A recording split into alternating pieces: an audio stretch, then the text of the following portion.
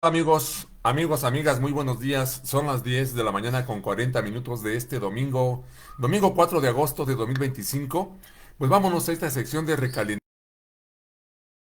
noticia porque se sigue comentando, siguen saliendo pues más tópicos, más temas sobre esto que he llamado el caso Israel Vallarta, que le llaman así el caso Israel Vallarta, pero que también no quisiéramos como cosificar esta situación de suyo grave, como es una injusticia, y no pues le llamamos el caso de Israel Vallarta por decirle un nombre, pero obviamente Israel Vallarta es un ser humano que va más allá de un simple caso, pero cierto es que tiene unas graves implicaciones para los medios de comunicación principalmente, pero también para los cuerpos procuradores e impartidores de justicia que están siendo precisamente ubicados en el banquillo de los acusados, ahora sí podríamos decirlo. Es decir, los medios de comunicación por un lado y por el otro, estos organismos, como ya dije, que procuran, cuando menos en la letra, que procuran la justicia o que imparten la justicia. Y me refiero concretamente, como lo traté en la videoemisión de ayer sábado, que son las fiscalías encargadas de las investigaciones y solicitar las órdenes de aprehensión. Y es por un lado y por el otro, los jueces, el poder judicial en sí, los jueces y magistrados, y en su caso hasta ministros, como fue el caso que estábamos abordando, concretamente con Florence Cassés, donde intervino ahí los ministros y ministras de la Suprema Corte. Están en el banquillo de los acusados. Pero miren ustedes, están saliendo muchas cosas que obviamente, como ustedes me entero a través de las redes sociales, aunque también hacemos uso del diario La Jornada, el cual vamos a leer algo que apenas lo empecé a medio leer y me pareció interesante lo que está tocando sobre este tema. Pero antes me gustaría tocar este tema. En base a lo que he visto con las redes sociales, hay una entrevista muy importante que le hace este chico Manuel Pedrero en su, vamos a llamar, en su plataforma titulada Sin Máscaras, le hace a Laura Barranco. Ese tema, yo no, más bien dicho, esta persona, no me acordaba yo ayer el nombre en la videoemisión, y aunque en la entrevista que le hace hoy Manuel Pedrero no toca el tema que yo toqué ayer, de que Laura Barranco era colaboradora de Carlos Loret de Mola, el encargado de llevar a cabo el montaje de la supuesta captura in situ de lo que acusaron en su momento la banda de secuestradores Los Zodiaco, que según ellos era capitaneada por Israel Vallarta Cisneros, liberado ayer, y por su novia de aquel entonces, la francesa Florence Cassés.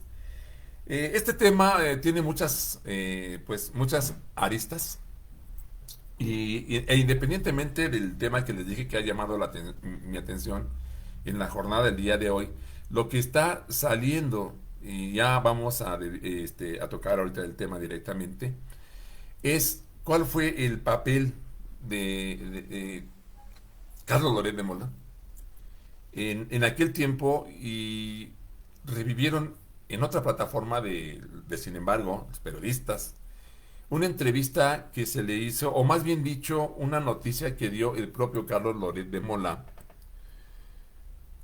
creo que en 2019, donde él ya reconoce que efectivamente la supuesta captura en vivo, en directo, de aquel diciembre de 2005, ya reconoce Carlos Loret de Mola que era un montaje, pero se hace el inocente.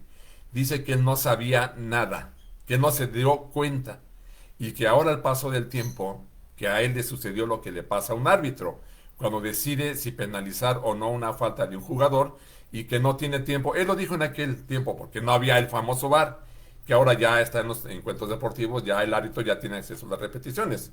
Bueno, en esa entrevista de 2019, como no había VAR, Loret de Mola utiliza ese ejemplo para disculparse, según él, de no haberse dado cuenta de que era un montaje la captura de Israel Vallarta y coacusados. Y dice, me pasó lo que un árbitro que no tiene acceso a la repetición de la jugada y tiene que tomar una decisión en ese momento si penaliza o no la jugada. Así me pasó a mí, no tuve tiempo y caí en el engaño y reconozco que era un montaje ese suceso. Bueno, es bueno ver ese tipo de cosas porque nos va a dar un cuadro, digámoslo así, un marco ya más ceñido a qué fue lo que realmente pasó en aquel ya lejano 2005. Y ahí es donde surge la fecha de que fueron capturados el 8 de diciembre de 2005. Y esta recreación, ahora le llaman recreación, por cierto. Este suceso, que el montaje que le llaman recreación, algunos, fue el 9 de diciembre.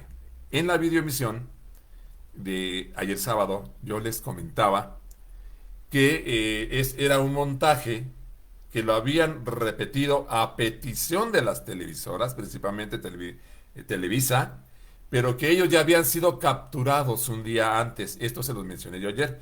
Se confirma con lo que he estado viendo ahora y lo que está sacando las redes sociales, las plataformas informativas. Se confirma que efectivamente se corrobora que ellos ya habían sido capturados por, ahora sé que era la AFI, también estuvo implicada la Policía Federal de aquel tiempo, pero fue la Agencia Federal de Investigaciones a cargo del nefasto Genaro García Luna, hoy preso en los Estados Unidos por narcotráfico. Entonces, esa captura que había sido el 8 de diciembre, la vuelven, la repiten o la interpretan, la actúan el 9 de diciembre, estando presente en las cámaras de Televisa y de Televisión Azteca, conducido por principalmente por Carlos Loret de Mola. Entonces, incluso hay quien está llamando ya a esos sexenios de Vicente Fox, porque fue en el último año, en el penúltimo año, último año de su sexenio, del chiflado de Vicente Fox Quesada, 2005, y principios del sexenio de Felipe Calderón. Ya están llamando a los sexenios de los montajes, porque aquí también están implicando ya el caso Isabel Miranda de Wallace, que por cierto yo les debo una aclaración, pues en un tema habrá como un mes, un poco más. Yo cuando estaba tocando este tema de Israel Vallarta había erróneamente asociado que había intervenido de manera directa Isabel Miranda, y no era ella. Bueno, corrijo en este momento que se me ofrece la oportunidad, pero bueno, la idea es que ahora las plataformas informativas, los portales informativos, están llamando precisamente al sexenio de Fox y al de Calderón como los sexenios de los montajes. Por los montajes de Isabel Miranda sobre la supuesta muerte de su hijo, ahora sobre su supuesta muerte, que han sido montajes, y los montajes de Loret de Mola, que le valió el mote de Lord Montajes, y que por cierto se está diciendo que a raíz de ahí vino su salida de Televisa, pues decae mucho su imagen cuando se descubre que era un montaje. Pero me regreso a lo que yo les decía.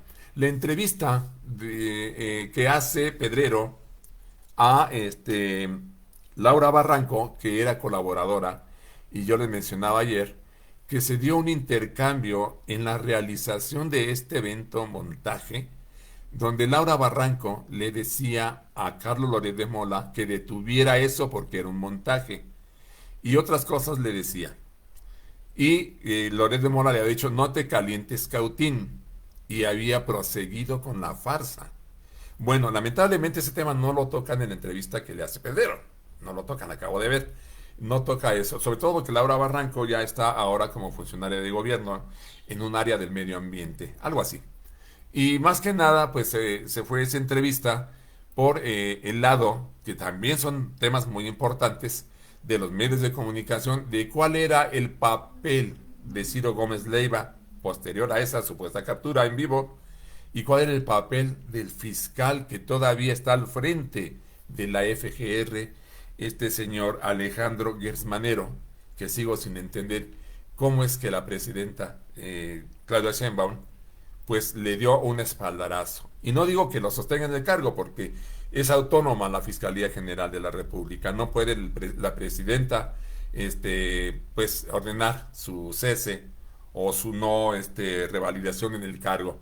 Pero sí le dio un espaldarazo y sigo sin explicarme pues por qué lo hizo. Pero bueno, ha salido que, esto yo no lo he visto, se los platico, que Ciro Gómez Leiva sigue en su posición de defender estas farsas y montajes. La de Isabel Miranda, la supuesta muerte de su hijo, el supuesto secuestro de su hijo, y el de Loret de Mola, que Ciro sigue en lo mismo y están criticando mucho algo que sí me parece, pues, ¿cómo podríamos llamarle? Una estupidez de parte de Ciro Gómez Leiva, que dijo en su noticiero de Radio Fórmula, cómo me gustaría que estuviera aquí Isabel Miranda de Wallace para que opinara sobre la salida, la liberación de Israel Vallarta de la cárcel. Con otras palabras, eso dijo. Sería interesante que estuviera aquí Isabel Miranda de Wallace para que diera su opinión sobre la liberación de Israel Vallarta. Esto porque Ciro Gómez Leiva sigue en su papel de defender a estos nefastos personajes que ahora les ha valido para llamar a esos sexenios del PAN como los sexenios de los montajes. Ciro sigue defendiendo esa posición de los montajes y al decir esto, por lo que he escuchado de los redes socialeros, lo hace con un dejo de nostalgia y de buscar un resquicio donde se pueda criticar la liberación de Israel Vallarta Cisneros. Pero bueno, Laura Barranco también dice en esa entrevista y llama tipejo, y yo creo que se queda corta, al fiscal Alejandro Guermanero, porque no solo estaba en contra de la liberación de Israel Vallarta, sino que había pedido, según Laura Barranco, 364 años de condena para Israel Vallarta. Y se dice que el fiscal es uno de los que están en contra de la liberación de Israel Vallarta. Entonces, digo, se queda corta llamarlo tipejo porque, como ella se pregunta, pues, ¿qué pensaban? ¿Qué piensan de esto? ¿Qué pensaban de pedir una condena de 364 años para una persona que no se le comprobó, no hubo pruebas suficientes para que se le condenara o se le encontrara culpable, como ya se le encontró culpable a Genaro García Luna en una corte de los Estados Unidos, como ya se le encontró culpable a Luis Cárdenas Palomino, sí, Luis Cárdenas Palomino, que fue la mano derecha de Genaro García Luna, que a su vez era la mano derecha de Felipe Calderón. O sea, aquí está la diferencia bien clara. Hay pruebas, hubo pruebas y condenas en contra de Genaro García Luna y de Luis Cárdenas Palomino.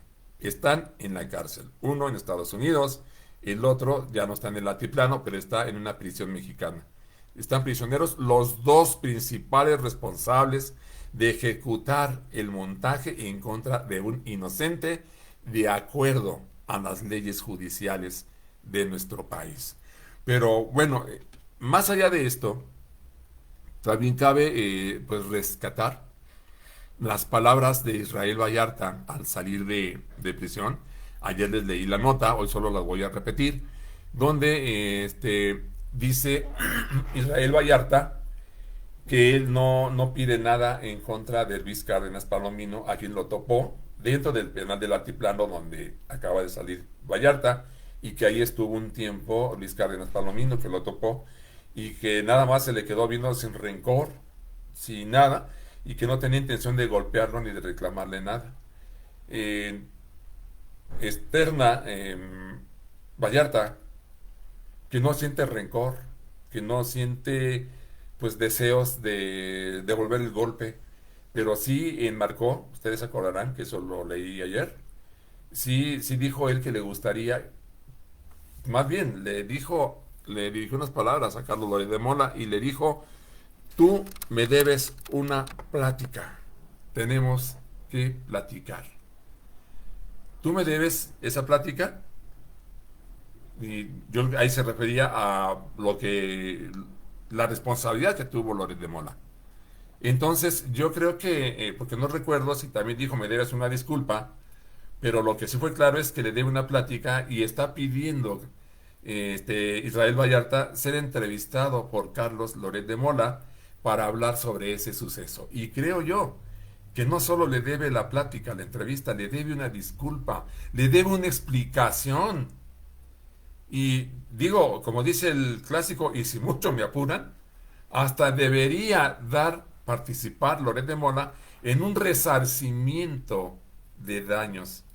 no, ¿cómo le llaman? Que no estuve yo de acuerdo, reparación del daño. El daño ya no lo pueden reparar nadie, nadie. Tristemente se aplica un dicho, palo dado, ni Dios lo quita.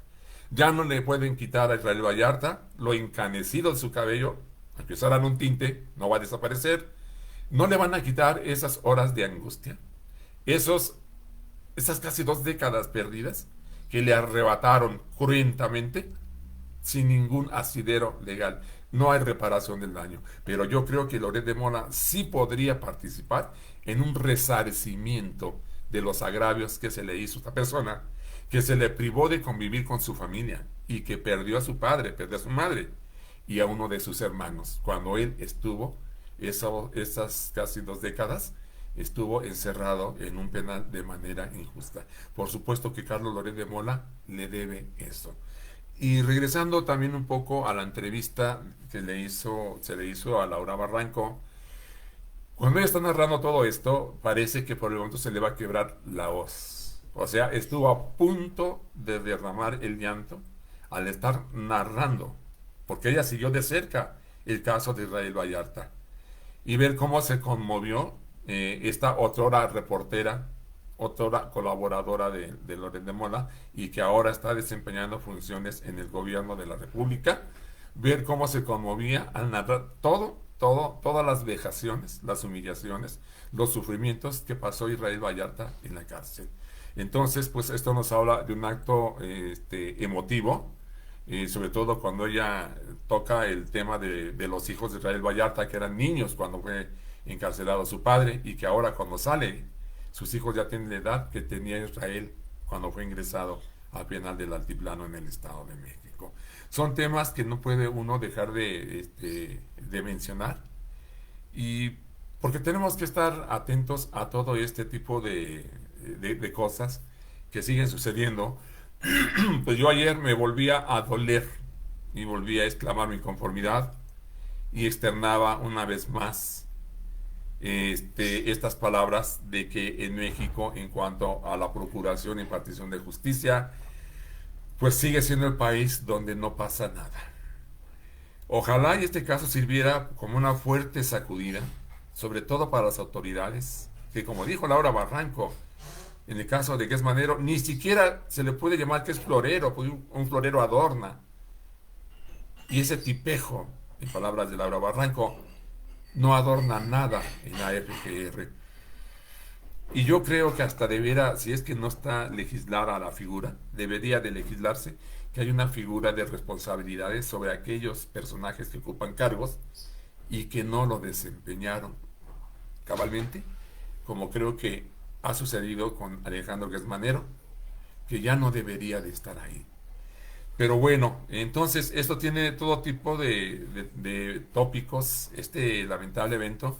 Yo creo que se va a seguir dando, sobre todo porque yo recordaba, ayer les mencionaba también, no lo he corroborado, y si la memoria no me falla voy a volver a decirlo. Cuando se da la liberación de Florence Cassés, que fue en 2013, fueron 8 años después de estar prisionera también, se empezó a desatar una especie de escándalo, no escándalo, una especie de diferendo político entre el primer ministro de Francia, que lo mencionaba yo ayer, Nicolás Sarkozy, y Felipe Calderón Hinojosa, ya que en aquellos años, 2011-2013, la visita que hizo Sarkozy a México fueron bien recibidos, venía acompañado de su esposa Carla Bruni, fueron recibidos y atendidos en el Palacio Nacional, se dice que fue en el Salón Tesorería, donde ahora hacen las conferencias mañaneras de la Cuarta Transformación, que ahí lo recibió Felipe Calderón y su esposa Margarita Zavala, recibieron al primer ministro, o al premier francés, Nicolás Sarkozy, y como dije, su esposa Carla Bruni, pero que se sorprendieron porque ahí fueron invitados a un rancho o hacienda, y que en ese transcurso Sarkozy le mencionó a Calderón el caso de la francesa que estaba prisionera, y que cambió automáticamente. Esto lo narran los periodistas Álvaro Delgado y Alejandro Páez en su portal de Sin embargo, y dicen que Sarkozy lo publicó en sus memorias, y que se quedó no solo sorprendido, sino aterrado él y su esposa, la señora Bruni, de ver la reacción de Calderón. O sea, ¿qué pudo haber externado Calderón? Que no lo consignó en sus memorias Nicolás Sarkozy, pero que no solo fue sorpresa, sino que los dos quedaron aterrados de ver el cambio en la actitud de Felipe Calderón. Y en esas memorias dice Sarkozy que ahí se dio cuenta que en el caso de Calderón y su jefe de la policía de seguridad pública, que era Genaro García Luna, que ahí se invirtieron los papeles, que él vio que el que mandaba era Genaro García Luna y que Felipe Calderón era quien obedecía lo que decía Genaro García Luna. Esto obviamente pues se llegó a rumorar, se llegó a filtrar, pero ya cuando salen las memorias del presidente francés es cuando uno ya lo aquilata en todo su peso.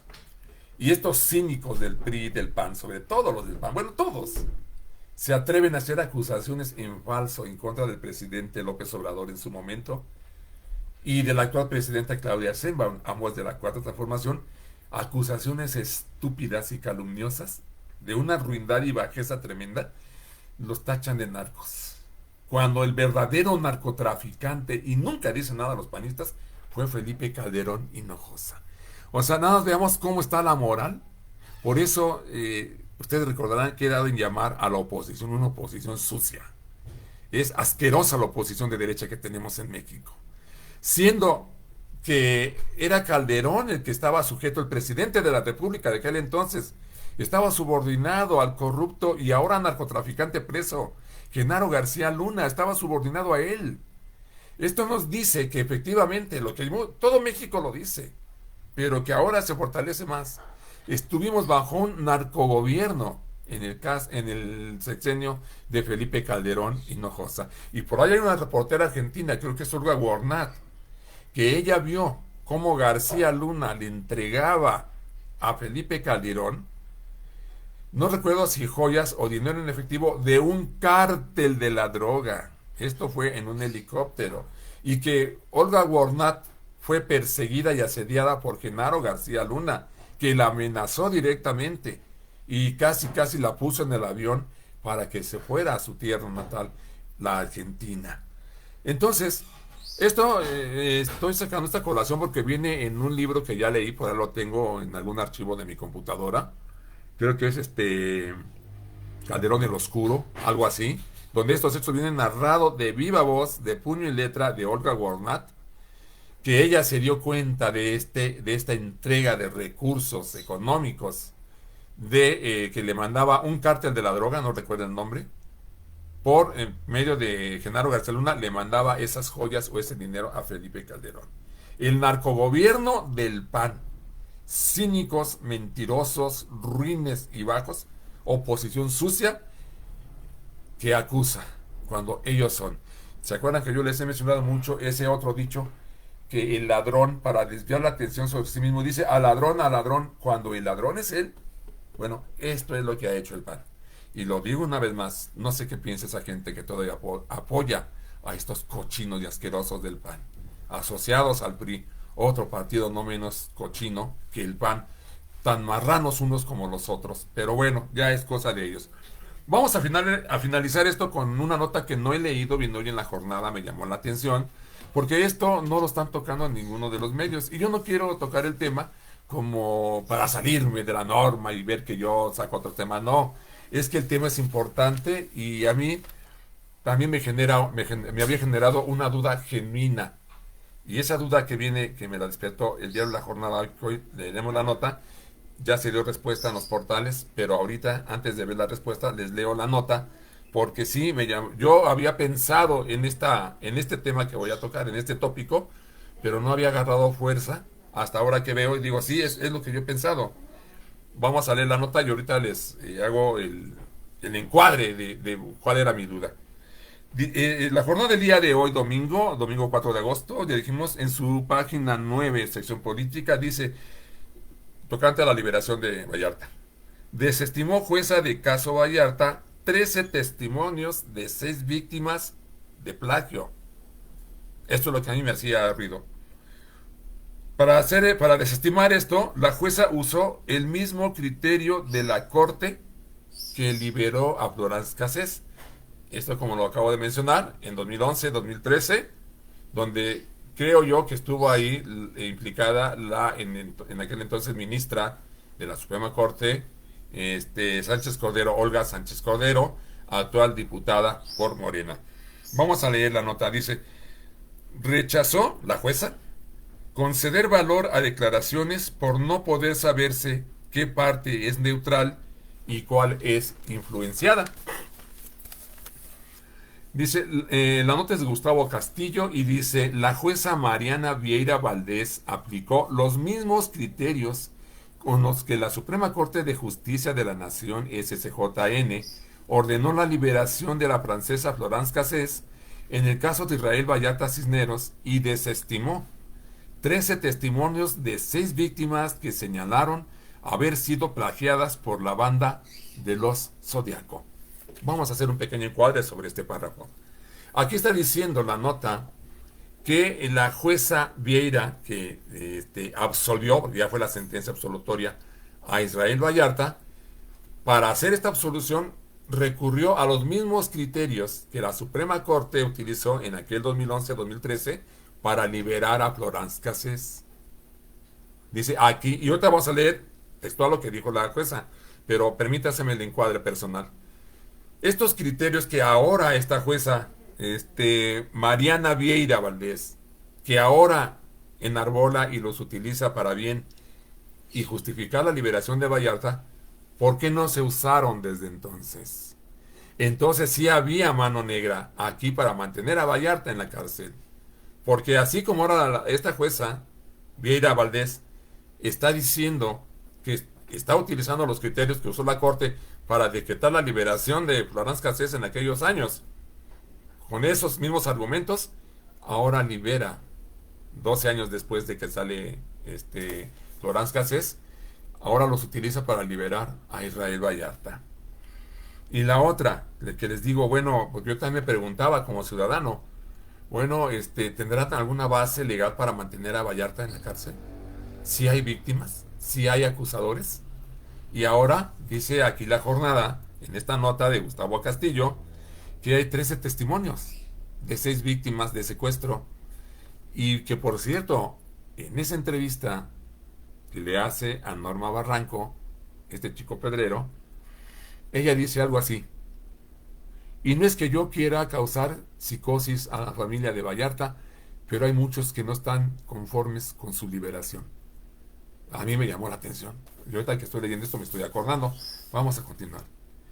En la sentencia de 465 páginas, la impartidora de justicia que ordenó la puesta en libertad de Vallarta Cisneros señaló, y en comillo, o en comilla el reportero: en este caso se estima que opera la figura jurídica de cosa juzgada refleja, y por ende, esta juzgadora debe tomar en consideración la determinación que emitió la SCJN al resolver el amparo directo en revisión 157-2011 como base para el dictado de este fallo. Ahí está justificando y afirmando que se basa en ese fallo de 2011 que liberó la SCJN a Florence Cassés. Y continúa. Lo anterior porque si bien ese juicio de amparo fue promovido por una persona distinta a la que aquí se juzga, lo cierto es que el proceso penal que originó el acto reclamado en tal juicio de garantías fue una separación de autos de este expediente. Por tanto, ambos procedimientos obtienen el mismo tronco común, derivan de las mismas averiguaciones previas y comparten múltiples pruebas. Este es el basamento legal que sigue dando la jueza para haber liberado a Vallarta. Y esta es la parte que yo no he leído. Vamos a ver qué nos dice. El efecto corruptor. En la sentencia se expone que en la detención de Israel Vallarta y Florence Cassés, el alto tribunal del país determinó que existió una escenificación ajena a la realidad, el montaje, lo que se tradujo en un efecto corruptor del proceso, considerándose por tanto ilegal el material probatorio desahogado en autos, mismo que permeó en la etapa de juicio y desde luego en sendas sentencias de primera y segunda instancias que se dictaron contra la coacusada en aquel 2011.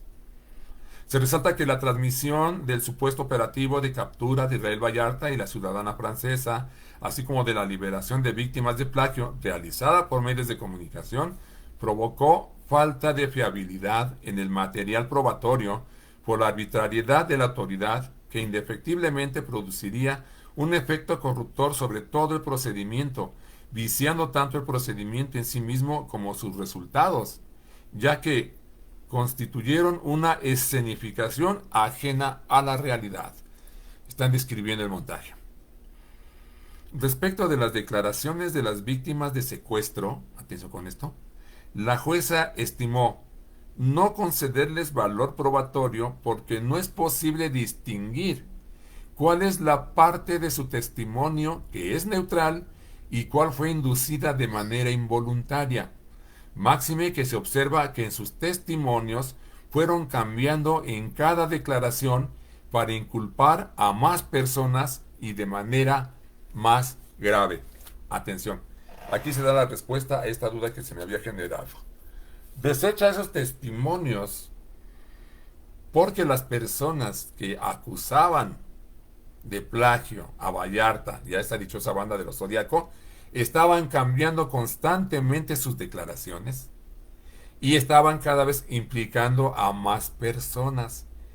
Obvio que es un argumento bastante fuerte para que desde un principio se hubieran desechado las declaraciones cambiantes de estas supuestas víctimas de Israel Vallarta y su supuesta banda, los Zodiacos, banda de secuestradores. Con eso hubiera bastado, pero bueno, entonces se fortalece lo que todo el mundo sabíamos, que había mano negra detrás del mantenimiento en la cárcel de Israel Vallarta Cisneros. Continuamos. Indicó en su sentencia que aunque es cierto que las víctimas pueden ir recuperando recuerdos, lo cierto es que en este caso estos recuerdos pudieron ser influenciados por el montaje televisado e incluso por las propias autoridades ministeriales. La jueza Vieira Valdés concluyó en su sentencia que con estas pruebas no es posible establecer la culpabilidad del acusado, ya que todas las actuaciones de los elementos de la Policía Federal y los agentes del Ministerio Público carecieron de validez, pues fueron obtenidas bajo tortura y porque existen vicios en las declaraciones de los testigos que se prepararon para soportar jurídicamente el caso en contra de Israel Vallarta. Pues no sé qué opinen ustedes, amigos y amigas del informativo comunitario Pico del Águila, periodismo militante, pero aquí la misma jueza está dándole salida a las dudas que podrían generarse si había víctimas o qué opinaban las víctimas, ¿no? Y tocante a esto que les digo que me había ofrecido la respuesta en otra plataforma, era de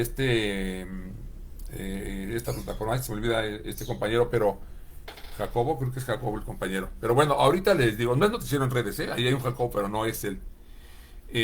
Donde saca también sus notas informativas, y él dice, tocante a este tema de los testigos, que muchos de ellos eran gente que trabajaba para el gobierno o que eran conocidos de gente allegada al gobierno. Vamos, lo que dice este chico es que esos testigos fueron sembrados y lo hace contradiciendo a Ciro Gómez Leiva, porque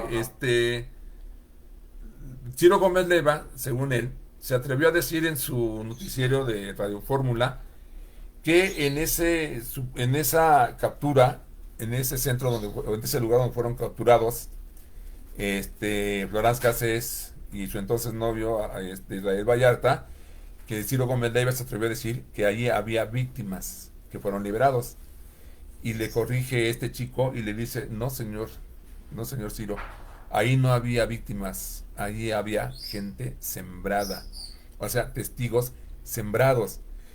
Esto nos da la respuesta de que entonces fue un montaje en toda la extensión de la palabra. O sea, no nada más fue el hecho de decir, vamos a volver a recrear la captura, diciendo que es una captura en vivo, que no sepan que es un montaje, pero lo vamos a preparar bien porque vamos a meter gente ahí que van a ser los supuestos secuestrados y ellos tendrán que hablar en contra de quienes vamos a capturar para fortalecer la acusación y meterlos al tambo.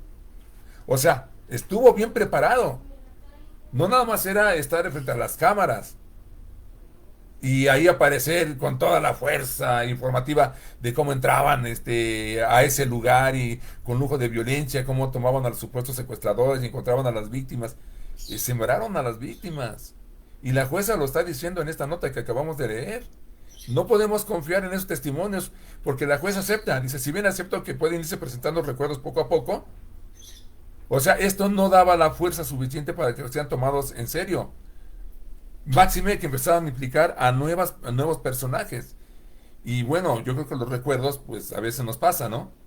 Digo, ustedes acaban de escuchar de viva voz de su servidor que estoy recordando algunos eventos de aquellas transmisiones. Eso pasa. Pero como dice aquí la jueza, no, ya no sabe, no se distingue cuántas personas fueron influenciadas por el montaje y que fueron cambiando sus testimonios cada vez. Entonces tú puedes tener un recuerdo una o dos veces, yo no creo que más. E iban implicando a nuevos personajes y a nuevos personajes.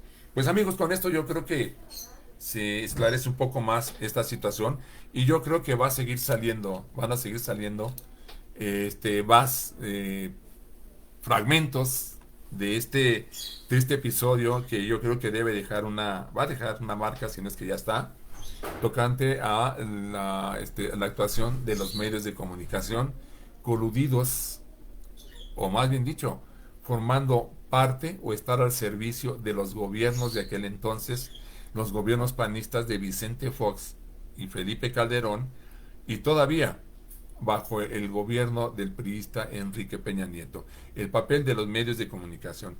Y yo siempre lo he externado en estas videoemisiones, siempre he cuestionado esa disculpa que me parece sin sustento, o esa explicación sin sustento que enarbolan las que se sienten y los que se sienten vacas sagradas del periodismo. Una de ellas, Carmen Charistegui, que no es la única que lo dice, y yo no estoy de acuerdo con eso, de que el periodismo no está para aplaudirle al gobierno, lo cual suscribo. Estoy de acuerdo. Que el periodismo está para juzgar al poder. Y digo, chinga. A mí en facultad nunca me dijeron eso. Ni lo he visto en ningún teórico de la comunicación, en ninguno de los grandes periodistas y reporteros que han escrito sus grandes obras sobre periodismo. Nunca nadie se atrevió a decir que el periodismo está para revisar al gobierno. Y en todo caso, como alguien ya le refutó a Carmen Charistegui, que el periodismo está para juzgar al poder. ¿Qué poder, señora Charistegui? Porque usted se ha atribuido esa función que no le conceden los grandes teóricos y estudiosos de la comunicación. Se lo ha adjudicado para justificar ataques al gobierno de la Cuarta Transformación. Porque si bien estamos de acuerdo en que no se le debe aplaudir, el periodismo no es para aplaudirle a nadie, salvo que se den casos como este chico Osmar que acaba de ganar una medalla, una gran medalla, y representando a nuestro país.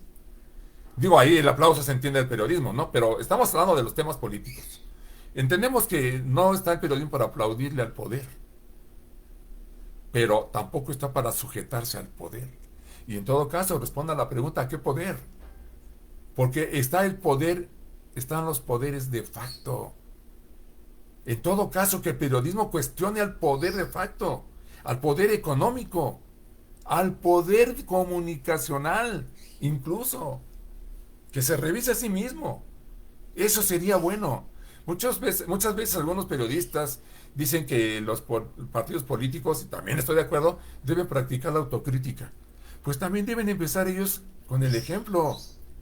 El periodismo debe estar para revisar todos los actos de un hecho social. Todos los actos de un hecho social. Y juzgar o revisar la actuación no solo del hecho social en sí, sino de aquellos personajes que intervienen en el hecho o en los hechos sociales, sin atribuirse al periodismo un papel en un nicho, en una palestra, que vea por debajo a la sociedad y que diga esto para revisarte poder político. ¿Y qué onda con el poder económico? ¿Qué onda con el poder eclesiástico? ¿Se acuerdan de la corrupción de Onésimo Cepeda? Creo que ya murió el señor. Un desvergonzado que era obispo, no sé qué, que jugaba golf con los corruptos y no era eso lo grave, sino el entramado de complicidades que había entre el clero, y que creo que todavía hay, y el poder político de aquel entonces. Y esta complicidad debe existir todavía, puesto que el clero se ha dedicado a atacar al gobierno de la Cuarta Transformación, defendiendo a los partidos de derecha. Bueno, amigos, no me extiendo porque el tema da para más, hay mucha tela de donde cortar, y por el momento terminamos ya esta bidimensión en vivo del informativo El Pico del Águila, recalentando la noticia, el caso de Israel Vallarta Cisneros. Estamos en contacto, esperando regresar próximamente con este u otro tema. Que vamos, la Cuarta Transformación se sigue demostrando como una época de los grandes cambios. Gocen el domingo, excelente dominguito y estaremos en contacto. Muy buenas tardes.